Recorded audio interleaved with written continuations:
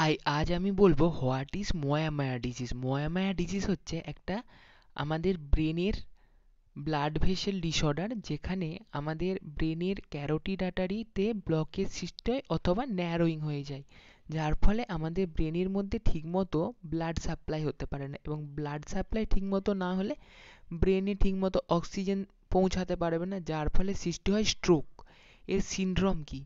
Headache, weakness, one side of paralysis, facial palsy, এইগুলোই এর syndrome.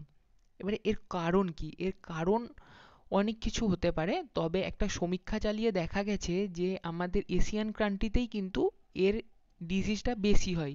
জাপানেই প্রথম এই ডিজিজটা দেখা যায়, এবং ভাস্কুলার চেঞ্জ বা down syndrome, sickle cell anaemia, এইসবগুলোই হচ্ছে এর কজ।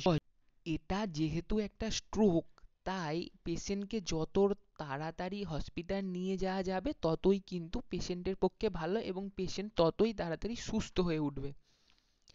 এর ডায়াগনোসিস কি না, আমাদের প্রথমেই সিটি স্ক্যান করে স্ট্রোকটাকে দেখতে হয় বা ইনফ্রাক্টটাকে দেখতে হয়। আর যদি না সিটি স্ক্যানেও ঠিকমতো দেখা যায়, বা এর পরেও সিটি স্ক্যান করার পরেও যদি কন্টিনিউয়াসলি এই জিনিসটা হতেই থাকে, তখন এমআরআই পাঠাতে হয়।